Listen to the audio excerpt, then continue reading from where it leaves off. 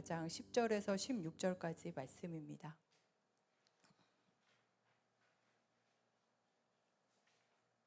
10절에서 16절까지 말씀 좀 길어서 한 절씩 교독하도록 하겠습니다. 제가 한 절 읽고 성도님들이 한 절 읽으시고 마지막 16절은 같이 합독하도록 하겠습니다. 10절입니다. 내리셨던 그가 곧 모든 하늘 위에 오르신 자니 이는 만물을 충만하게 하려 하심이라. 그가 어떤 사람은 사도로, 어떤 사람은 선지자로, 어떤 사람은 복음 전하는 자로, 어떤 사람은 목사와 교사로 삼으셨으니 이는 성도를 온전하게 하여 봉사의 일을 하게 하며 그리스도의 몸을 세우려 하심이라. 우리가 다 하나님의 아들을 믿는 것과 아는 일에 하나가 되어 온전한 사람을 이루어 그리스도의 장성한 분량이 충만한 데까지 이르리니 이는 우리가 이제부터 어린 아이가 되지 아니하며 사람의 속임수와 간사한 유혹에 빠져 온갖 교훈의 풍조에 밀려 요동하지 않게 하려 함이라. 오직 사랑 안에서 참된 것을 하여 범사에 그에게까지 자라질라. 그는 머리니 곧 그리스도라. 그에게서 온몸이 각 마디를 통하여 도움을 받음으로 연결되고 결합되어 각 지체의 분량대로 역사하여 그 몸을 자라게 하며 사랑 안에서 스스로 세우느니라. 아멘. 예수 그리스도를 아는 지식을 사모하는 모든 분들을 축복합니다. 제가 원래 이런 기도는 하진 않거든요. 근데 저의 죄된 본성에 위배되는 기도를 하고 있습니다. 어떤 기도를 하냐면 하나님 수요 여성 누린 예배 20명 오프라인으로 예배 드릴 수 있는 지체들을 불러주십시오. 불러주십시오. 불러주십시오. 막 이렇게 기도를 해요. 기도를 하는데 그냥 갑자기 이러다가 또 한 분이 들어오시네요. 불러주십시오. 불러주십시오. 근데 그런 생각이 들었어요. 20명 어느 분이시지? 라고 생각을 했는데 오늘 막 몇몇 분이 연락이 오셨어요. 목사님 오늘 가고 싶은데 애들이 있어가지고 갈 수가 없다고 막 그러면서 막 연락을 하신 거야. 그 얘기는 뭐냐면 그분이 예배자란 얘기거든요. 하나님이 그분의 마음을 계속 톡톡톡톡 건드리셔서 장성한 분량으로 자라나게 하시려고 계속 건드리신다는 얘기거든요. 그래서 와, 저분을 통해서 하나님이 하실 일이 뭐지? 좀 기대가 됐습니다. 그래서 네, 아가들 이제 계약하면 오세요라고 얘기를 했어요. 그러면 여기 계신 분들 마음에 이렇게 몽글몽글한 마음이 계시다면 이제 기도하셔야죠. 가운 이렇게 보면서 주시옵소서 20명 주시옵소서 이런 기도를 저희가 하면서 어느 분이 그 자리를 채우는지 그 쏠쏠한 재미를 함께 누리며 나아가는 시간이 되었으면 좋겠습니다. 계속해서 어렵긴 하지만 기독교 세계관에서 살펴보고 있습니다. 저희가 복음 나눔에서 이렇게 이야기를 합니다. 신을 찾는 계기가 크게 네 가지가 있다. 인간은 기본적으로 자기 중심성이 있기 때문에 타락한 인간을 신을 찾지 않습니다. 근데 신을 찾는 계기가 크게 네 가지가 있는데 첫 번째는 뭐냐면 생활 양식입니다. 생활 양식이라 하면 뭐 날 때부터 뭐 하나님 믿는 거죠. 모태신앙인 거. 너무나 그러니까 신을 믿는 게 당연한 환경에서 자라왔던 거예요. 그래서 그 신을 찾는 게 당연한 생활 습관이었고 그게 문화였고 그래서 그렇게 당연하게 신을 찾는 사람이 있는가 하면 또 두 번째로는 경험과 체험이 있습니다. 어떤 강력한 체험이 있었던 거예요. 어떤 뭐 병이 나았다거나 갑자기 꿈에서 뭔가 나타났거나 자기가 머리로는 이해할 수 없는 어떤 뭐 초인적인 그런 경험을 했기 때문에 그래서 신께 나아가고 신을 찾는 계기가 됩니다. 또 세 번째로는 뭐냐면 고난과 위기. 평상시에는 그냥 절대 하나님 찾지 않죠. 근데 무슨 일만 생기면은 쫙 와가지고 되게 간절하게 기도하고 내가 어찌할 수 없는 상황 그리고 코너에 몰려있는 가로막힌 한계에 다다랐을 때 그때 신을 찾습니다. 막다른 길일 때 신을 찾고요. 마지막으로는 삶의 의미를 찾는 때 철학적인 생각을 누구나 한 번씩은 다 합니다. 내가 누구지? 나 왜 이러고 살고 있지? 나 어디로 가고 있지? 이럴 때 그런 의미를 찾기 위해 신을 찾습니다. 이렇게 보면 알 수 있는 게 뭐냐면 인간은 절대 신을 찾지 않습니다. 이게 타락한 우리들의 본성입니다. 그거를 너무나 잘 아시는 하나님께서 신을 어쩔 수 없는 환경 때문에 찾는 우리라는 것을 아시는 하나님께서 우리를 어떻게 보실까 하면 예수님의 모습을 보면 알 수 있습니다. 예수님이 사역을 하실 때 수많은 무리들을 만났죠. 만났는데 그 무리가 막 영적으로 갈급하니까 막 예수님을 찾아와요. 찾아와서 바짓가랑이라도 잡으려고 하고 어떻게 해서든지 그 소리를 듣고 싶어 하고 하는 모습을 봅니다. 그럴 때 예수님이 어떻게 보시냐면 목자 없는 양처럼 되게 불쌍히 여기세요. 불쌍히 여기셔서 기진맥진한 그 인생들이래 이리로 오라 내가 너를 쉬게 하리라 라고 이야기를 합니다. 기본적으로 하나님은 우리를 불쌍히 여기십니다. 왜냐하면 타락한 인간은 하나님 없이 만들어 놓은 그 생활 습관이 있기 때문에 그렇게 사는 그 공고함이 얼마나 처참한지 아시니까 그래서 우리를 불쌍히 부르시는 거죠. 제가 요새 거의 유일하게 보는 프로그램이 하나 있습니다. 뭐냐면 이거 보시는 분이 있는지 모르겠어요. 티처스라는 프로그램 혹시 보시나요? 네? 티처스를 봅니다. 보는데 거기서 되게 생각할 게 너무 많은 거예요. 그 티처스라는 프로그램 이름을 말해도 되는지 모르겠는데 전국의 청소년 아이들의 성적을 올리기 위해서 대한민국에 진짜 이렇게 넘버원이라는 일타 강사들이 모였어요. 국영수 이렇게 하시는 일타 강사들이 모여서 의기투합해서 그 아이들의 성적을 올려주는 게 이제 메인 프로그램의 이제 흐름이거든요. 근데 되게 제가 이거는 되게 고민해 볼 만한데 라고 생각했던 포인트가 뭐냐면 아이들의 성적을 올리기 위해서 국영수 성적을 올리기 위해서 뭐 공식이나 단어를 외우게 하고 그렇게 하지만 그게 주요 골자가 아니에요. 해결책으로는 뭐냐면 그 아이의 평소의 생활을 살펴봅니다. 그 아이의 평소의 생활 습관을 살펴봅니다. 왜냐하면 아이들이 삶을 대하는 태도가 국영수 문제를 대하는 태도와 동일하기 때문입니다. 가령 이런 거죠. 어려운 문제가 있어요. 어려운 문제가 있으면 막 잘 풀다가도 그 어려운 문제 막 대면하는 거 되게 어려워하는 거예요. 그러면 그거를 막 피해요. 피하고 막 가는데 그 아이의 생활 습관을 보니까 역시 삶의 자리에서 어려운 거는 그냥 피해버리는 거예요. 또 한편으로는 어떤 문제를 풀면 반드시 기본기가 있어야 되거든요. 개념을 알아야 되고 공식을 적용해서 해야 되는데 그 기본기 개념을 외우는 게 싫어가지고 계속 피해 댕기는 거예요. 그래서 뭐 기준이 있는데 그거 듣지 않고 무시하고 그냥 자기가 아는 걸 총동원해서 막 풀다 보니까는 시간만 버리고 틀려버리고 하는 그런 모습을 볼 수 있습니다.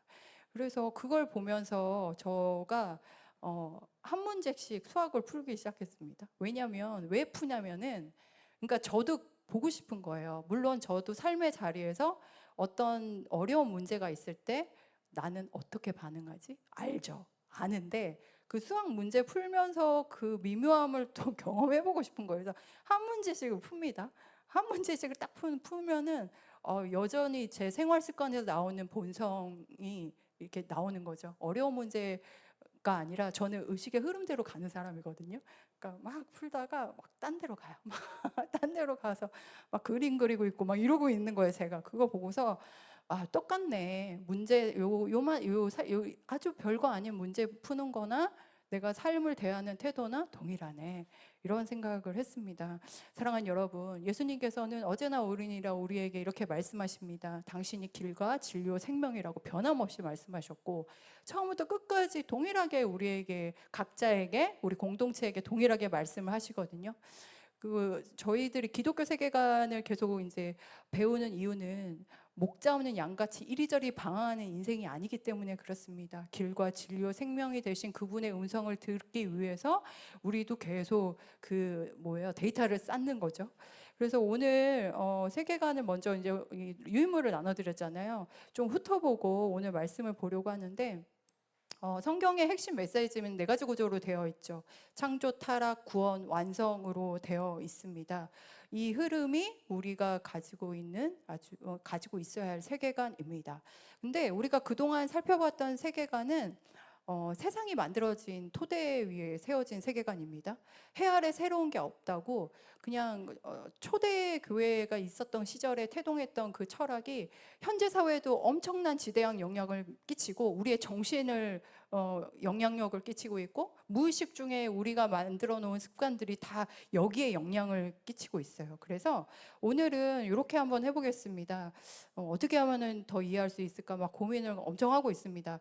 먼저 이 세계관은 정말 중요한 거기 때문에 요거는 꼭 기억을 하시라고 요 세계관을 얘기를 하고, 근데 하나님이 반대 얘기를 하시는 게 있어요. 그 세계관을 깨트리시려고 얘기하신 게 있어요. 그러면 지금 제가 5가지 세계관을 뒀는데 그 5가지 세계관에서 하나님 말씀하신 게 무엇인지, 그리고 나는 어디에 주로 영향을 많이 받고 있는지, 그러면 나는 어떤 말씀의 선포를 가지고서 그렇게 하나님이 주신 말씀으로 달리 보는 감각을 키워야 되는지 그렇게 보고, 그렇다면 오늘 말씀을 통해서 우리가 해야 되는 믿음의 응답은 무엇인지 그 순으로 한번 살펴보도록 하겠습니다.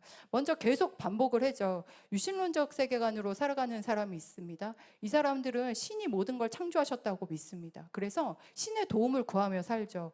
여기에서는 신이라 함은 하나님뿐만이 아니라 도움이 된다면 이 세상에 있는 다른 신이라 여겨지는 모든 것들의 머리를 조아리서라도, 내 물질과 마음을 쏟아서라도 그렇게 믿습니다. 뭐 무당이든 점이든 타로든 사주든 어떻게 보면 인공지능도 될 수도 있을 것 같아요. 어떤 것이든지. 그렇다면 여기에 성경 대답은 무엇일까요? 창세기 1장 1절 말씀인데 아예 처음부터 딱 얘기를 하시죠. 같이 한번 읽어보도록 하겠습니다. 시작. 태초에 하나님이 천지를 창조하시니라. 네, 창세기에 하나님이 태초에 모든 것을 만드셨대요. 만드셨다고 하면서 이분이 하나님이 얼마나 디테일하신지, 그 안에는 사람들이 숭배하며 믿는 해, 달, 별, 소, 동물, 금부치, 자연, 모든 것들이 내가 태초에 하나님이 창조하셨다. 첫째 날, 둘째 날, 셋째 날 어떤 거 창조하셨는지 다 얘기하시면서 그게 뭘 얘기하는 거예요? 우리 인간사에서 만들어 놓은 모든 신적인 것들은 다 내가 만든 거라는 거예요. 그것을 분명히 처음부터 말씀을 하고 계십니다. 그래서 복음을 아는 자들은 창조주 하나님을 믿기 때문에 하나님 자리에 있는 것들, 여전히 신적인 효험이 있다 생각해서 내가 잡고 있는 것들과 싸울 수 있습니다. 두 번째로, 창조가 다 이루어졌기 때문에, 그래서 계속 얘기를 했었죠. 하나님이 더 이상 이 세상 관여하지 않으셔도 된다라고 사람들이 생각하게 됐어요. 그래서 이렇게 분리하는 이신론이 등장하기 시작합니다. 그래서 하나님은 저 멀리 계셔. 어차피 여기 다 만드신 거잖아요. 하나님 저기 계시고, 하나님은 인정할게요. 저기 계시고, 이 세상 안에서 그냥 살아가면 되는 거예요. 그렇다 보니까, 분리하다 보니까 하나님과 나와의 분리하다 보니까 점점 이분법적으로 생각하게 되죠. 분리해서 생각하는 토대를 마련합니다. 그래서 저기는 선하고 저기는 악한 거야. 여기는 악하고 여기는 선한 거야. 라고 막 이렇게 분리해서 생각을 하기 시작을 하죠. 그럴 때 말씀은 우리 가운데 뭐라고 얘기합니까? 요한복음 1장 14절 말씀인데 함께 합독하도록 하겠습니다. 말씀이 육신이 되어 우리 가운데 거하심에 우리가 그의 영광을 보니 아버지의 독생자의 영광이요 은혜와 진리가 충만하더라. 뭐라고 얘기합니까? 선하고 속되고 거룩한 것이 없다고 얘기하죠. 말씀이 육신이 되어 우리 가운데 거하셨는데 우리가 그의 영광을 봤다라고 얘기를 합니다. 예수님은 가장 낮고 비천한 곳, 아무도 알아주지 않는 더러운 곳에 신적 권능을 버리고 인간으로 오셨습니다. 그리고 철저히 하나님을 의지하는 삶을 사십니다. 가장 속된 것, 가장 더러운 것이 예수님 때문에 거룩할 수 있다는 거예요. 그러면 여기서 교회에서 우리가 거룩하게 예배드리고 와서 우리 가정에서 선한 게 있겠어? 라고 했을 때, 그러면 그 부분에서는 우리가 복음으로 믿음의 응답을 달리할 수 있겠죠. 이곳에 하나님이 계시니 이곳도 거룩한 곳이야. 이것도 예배 처소가 될 수 있어. 라고 우리는 그렇게 믿음의 싸움을 싸워갈 수 있습니다. 그리고 세 번째로, 이렇게 분리했잖아요. 하나님은 다 만드셨잖아요. 저리 가 계시고, 그리고 이 테두리 안에서 이 자연 세계는 이제 자연주의 세계관이 등장을 하는 거죠. 자연 세계는 질서와 법칙에 의해서 톱니바퀴이 돌아가듯이 같이 돌아갑니다. 그래서 기준이 있는 거예요. 기준에 맞춰서 살아가는 것이 선하고 옳은 거예요. 그래서 이 세계관에서는 질서에 맞게 살아가는 게 매우 중요합니다. 그래서 질서대로 순응하지 못하고 이 질서를 흐트러뜨리는 게 바로 악이에요. 악한 거예요. 그러니까는 이 공동체 안에서 맞는 질서대로 하는 게 선이고, 이 질서대로 하지 않는 게 악이고, 그러니까 저 공동체가 있고 이 공동체가 있고 막 공동체마다 기준들이 있잖아요. 근데 그 기준에 맞지 않는다고 이제 서로 싸울 수 있는 여지가 생기는 게 바로 자연주의 세계관입니다. 그럴 때 여기에서 히브리서 11장 1절에서 2절까지의 말씀에서는 이렇게 이야기를 합니다. 함께 읽어보겠습니다. 시작. 믿음은 바라는 것들의 실상이요 보이지 않는 것들의 증거니 선진들이 이로써 증거를 얻었느니라. 우리는 이렇게 폐쇄된 세상에서 갇혀 사는 존재가 아니라, 우리는 보여지는 물질 세상만 바라보고 사는 존재가 아니라 보여지는 것 너머에 있는 그 근원에서 이 보여지는 것을 움직이는 자지우지하는 것들을 보며 믿고 사는 사람들입니다. 복음 나눔을 우리 했으니까 뿌리를 보는 사람들이죠. 그래서 복음을 아는 자들은 보여지는 걸로만 판단하지 않아요. 믿음의 눈으로 결국은 하나님의 뜻이 완성된 것을 알고 계속 선포합니다. 믿음으로 선포하고 내가 짜맞춘 규칙에 틀려지고 어긋날지라도 그 가운데 하나님의 선하신 뜻을 믿고 선포하며 나아갑니다. 그래서 이렇게 폐쇄된 세상에서 이렇게 이 법칙에 맞춰서 살아, 도드라지지 마, 어긋나게 살지 마 라고 했을 때 네 번째 세계관이 등장하기 시작한 거예요. 허무주의가 빠지기 시작한 겁니다. 왜냐하면 인간에게는 다른 창조물과는 창조물하고 다른 것이 존재하죠. 바로 의식이라는 겁니다. 의식. 몸은 갇혀 있어도 생각은 물질 세계 너머의 생각들을 막 하는 거예요. 그래서 스스로 의식하고 욕망하고 책임지는 존재가 난데 그거 다 하지 말라고 하니까 그럼 뭐야? 나 이렇게 갇혀 있고 제한적으로 이렇게 살다가 죽는 거야? 이렇게 허무하게 난 죽는 거야? 살아서 뭐 하나? 이런 게 허무주의에 막 빠지기 시작하는 거죠. 그럴 때 성경의 대답은 이렇습니다. 5장 8절, 로마서 5장 8절인데 함께 읽어보겠습니다. 시작. 우리가 아직 죄인 되었을 때 그리스도께서 우리를 위하여 죽으심으로 하나님께서 우리에 대한 자기의 사랑을 확증하셨습니다. 네, 나는 더 이상 나에게는 선한 게 없고 내 인생은 너무나 허무하구나라고 했을 때 그렇지 않다라고 하죠. 로마서에서 뭐라고 얘기합니까? 우리가 아직 죄인 되었을 때 그리스도께서 우리를 위하여 죽으셨대요. 우리를 위하여 죽으셔서 자기의 사랑을 확증하셨다라고 얘기를 합니다. 아무것도 아닌 존재 같은 우리를 위해서 그리스도께서 죽으셨습니다. 그리고 하나님의 자녀로 우리를 의롭다 칭해 주시고 하나님의 사랑 안에 거하게 하셨습니다. 이렇게 쭉 흐름을 가다 보니까 이제 막 인간들이 살기 위해서 막 발버둥을 치기 시작했어요. 그래서 다섯 번째로 허무주의에 빠진 인간들이 삶의 의미를 찾아가기 시작을 합니다. 왜냐하면 살아야 되니까. 그래서 다섯 번째로 실존주의로 이어지는데, 실존주의는 크게 두 가지 흐름으로 있습니다. 첫 번째로는 무신론적 실존주의고 두 번째는 유신론적 실존주의입니다. 무신론적 실존주의는 하나님을 믿지 않죠. 그냥 인간은 어떤 목적 때문에 태어난 게 아니라 그냥 어쩌다가 세상에 던져진 거예요. 그래서 던져진 내가 허무하게 인생을 마감하지 않기 위해서 스스로 의미 있는 걸 찾아야 돼요. 그래서 스스로 선택하고 행동하고 자기 자신의 인생을 경영해 나가야 돼요.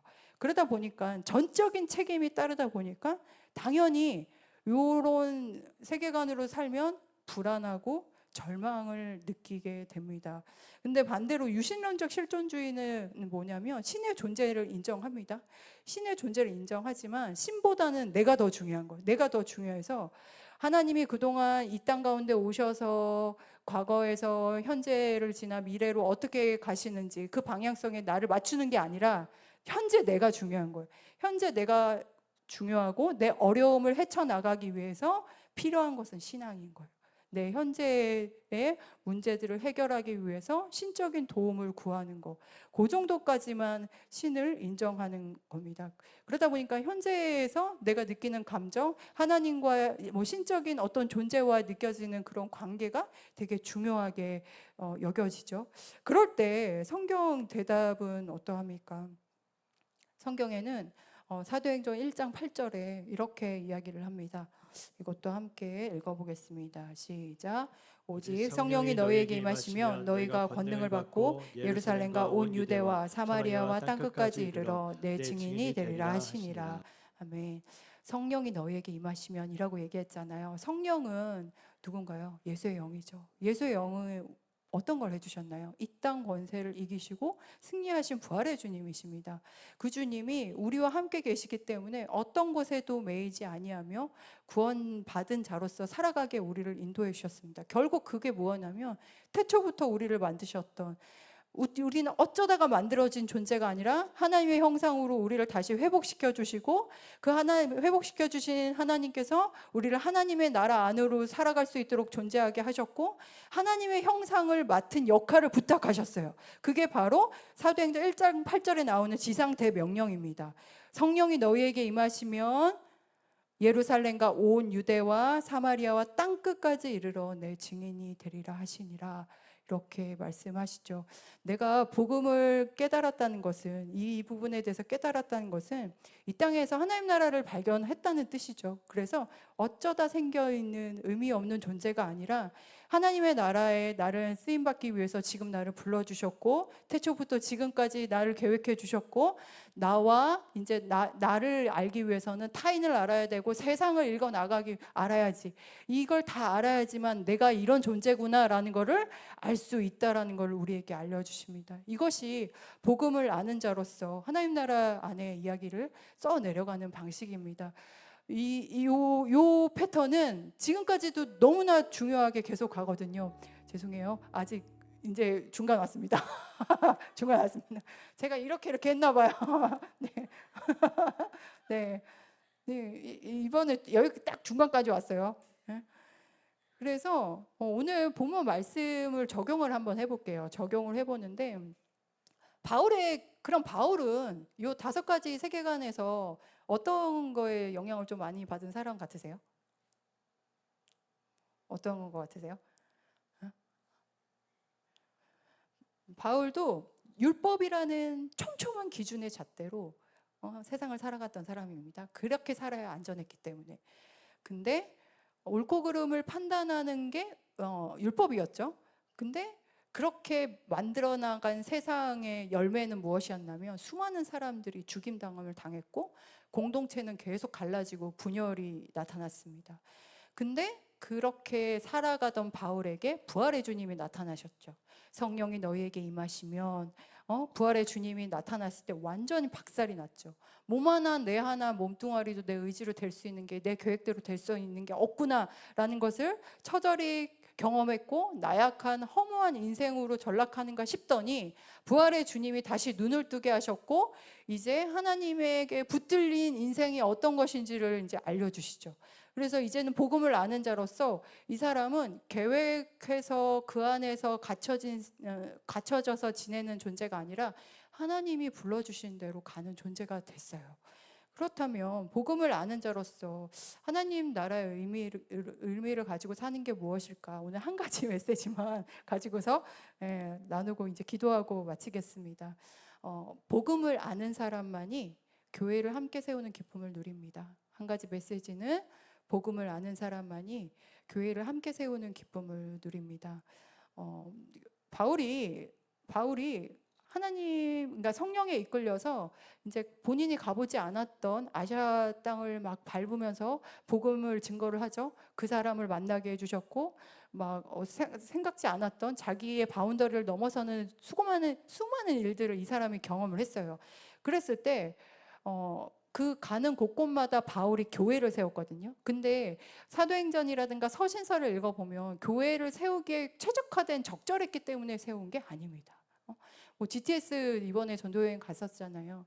저도 이제 약간 가건물에서 그렇게 예배드리는 그 모습을 보면서 여기가 하나님 나라지라는 생각을 저도 했었습니다. 마찬가지로 아무것도 보이지도 않고 오히려 반대가 더 심하고 박해가 엄청난데도 불구하고 바울이 그곳에서 복음을 전할 수 있었던 건 하나님이 그 자리에 보내셨다라는 분명한 부르심이 있었기 때문에 그렇게 했었죠. 그가 이런 고백을 합니다. 에베소서 4장 10절 12절 말씀인데, 함께 합독하도록 하겠습니다. 내리셨던 그가 곧 모든 하늘 위에 오르신 자니 이는 만물을 충만하게 하려 하심이라. 그가 어떤 사람은 사도로, 어떤 사람은 선지자로, 어떤 사람은 복음을 전한 자로, 어떤 사람은 목사와 교사로 삼으셨으니 이는 성도를 온전하게 하여 봉사의 일을 하게 하며 그리스도의 몸을 세우게 하심이라. 아멘. 바울이 가는 곳곳마다 뭘 봤냐면, 이 땅 가운데 오셨던 그분께서 하늘 위에 오르셨는데 내가 가는 곳마다 주께서 충만케 해주셨다라는 그 믿음의 감각으로 충만케 해주시는 그 하나님의 은혜를 봤어요.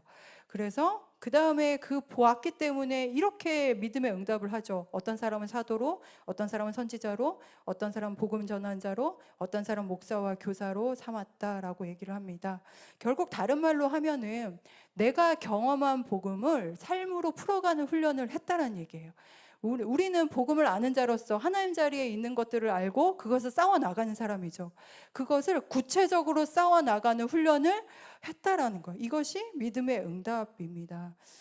사랑하는 여러분, 여기 계신 분들은 얼마나 삶으로 복음을 풀어내고 선포하고 실천하는 믿음의 감각을 키우고 계십니까?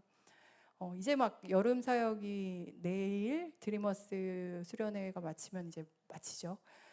하나님의 은혜를 많이 주셨습니다. 그래서 진짜 감사하다라는 생각이 들어요. 근데 보통 여름 사역 마치면은 후반기 사역도 있지만 여름 사역 마치면 보통은 내년도 준비를 함께 진행을 합니다. 내년도 준비를 하면서 막 여러 가지 이제 고민하고 기도하며 준비를 하는데 당연히 내년도 임직자분들, 리더자분들 그리고 함께 해주실 분들에 대한 고민과 기도를 하죠. 그래서 교회에서 봉사하고 섬기는 게 쉽지 않은 이유가 있습니다. 봉사하고 하면서 섬기시면서 뭐가 쉽지 않으세요? 어떤 게 쉽지 않으세요? 우리 교회 용어로 하면은 강제성이 없죠. 강제성이 없는데 공동체가 흘러가게끔 하려면 어떤 행정적인 것도 꾸준히 해야 하고 그리고 어떤 기준에 맞춰서 나를 이렇게 맞춰가는 훈련도 해야 합니다. 근데 강제성이 없어요. 강제성이 없는 상황에서 해나가는 게 생각보다 쉽지가 않습니다. 그래서 예전에 이런 책도 있잖아요. 아무도 보는 이 없을 때 당신은 누구인가 라고 합니다. 매 순간 그러려면 강제성이 없는데 그 상황 안에서 함께 세워져 가는 그런 치열함을 하려면 몇 번이고 내 몸을 쳐서라도 하나님 말씀하신 거에 그 부르심에 응답하려고 하는 그 치열함이 필요합니다. 그래서 교회 사역은요, 여러분, 마음을 쏟아본 사람이 사역을 합니다.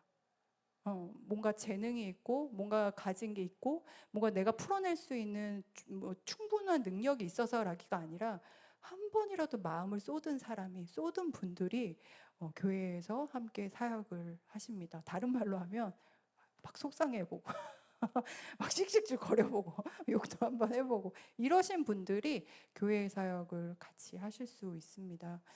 오늘 말씀에서 4장 13절 14절에 이렇게 이야기를 하죠. 그래서 바울이 이렇게 얘기합니다. 같이 한번 읽어보겠습니다. 시작. 우리가 다 하나님의 아들을 믿는 것과 아는 일에 하나가 되어 온전한 사람을 이루어 그리스도의 장성한 분량이 충만한 데까지 이르리니 이는 우리가 이제부터 어린아이가 되지 아니하여 사람의 속임수와 간사한 유혹에 빠져 온갖 교훈과 풍조에 밀려 요동하지 않게 하려 함이라. 여기서 얘기를 무엇이라고 합니까? 13절에 이렇게 얘기합니다. 하나님의 아들을 믿는 것과 아는 일에 하나가 되어. 우리가 장성한 분량으로 충만하게 자라기 위해서는 믿는 것과 아는 것에 하나가 되는 것이 매우 중요합니다. 아는 것이라고 하면 내 온갖 마음, 내 전인격적인 거를 동원해서 직접 경험해 보는 거예요. 그래서 안다라고 얘기를 합니다. 근데 믿는 거는 뭐예요? 아직 현실은 일어나지 않았지만 하나님께서 그렇게 풀어내 주실 것을 믿고 선포하며 나아가는 거. 요 믿는 것과 아는 것이 하나가 된 상태에서 가야지만 장성한 분량으로 자라날 수 있다라는 겁니다. 그래야지만 사람의 속임수와 간사한 유혹에 빠져서 온갖 교훈의 풍조에 밀려 요동하지 않는다라고 이야기를 합니다. 네, 이제 말씀을 정리하겠습니다. 바울이 부활의 주님을 만나서 자기의 가지고 있었던 세계관을 걷어버리고 하나님 나라 안에서 자신의 인생을 써내려가기 시작했습니다. 그럴 때 오늘 15절, 16절 말씀에 이렇게 얘기를 합니다. 같이 한번 읽어보겠습니다. 시작. 오직 사랑 안에서 참된 것을 하여 범사에 그에게까지 자랄지라. 그는 머리니 곧 그리스도라. 그에게서 온몸이 각 마디를 통하여 도움을 받음으로 연결되어 결합되어 각 지체의 분량대로 역사하여 그 몸을 자라나게 하며 사랑 안에서 스스로 세우느니라. 뭐라고 얘기합니까? 오직 사랑 안에서 범사에 누구에게까지? 예수님을 닮은 자에까지 자라나가, 믿는 것과 아는 것에 하나가 되어서 그렇게 자라나가자라고 얘기를 합니다. 그러면서 뭐라고 얘기를 해요? 도움을 받음으로 연결되고 결합되고 자라나고 사랑 안에서 스스로 세워진다라고 얘기합니다. 사랑하는 여러분, 우리는 스스로 의미를 찾아서 의미 부여를 하는 존재가 아닙니다. 원래 창조 목적대로 하나님께서 우리를 이미 부르셨고 그 부르심에 응답했기 때문에 이 자리에 있음을 믿으시길 바랍니다. 이제는 우리가 해야 되는 거는 범사의 그에게까지 계속 자라나는 거예요. 이 땅에 익숙한 내 몸과 감정과 이런 거 벗어버리고 새 사람으로 옷으로 덧입혀가는 과정으로 믿음의 습관을 계속 키워나가는 거, 이게 우리에게는 필요하죠. 그런데 혼자 못합니다. 함께 세워져 가야 합니다. 도움 받아야 합니다. 서로 봐줘야 합니다.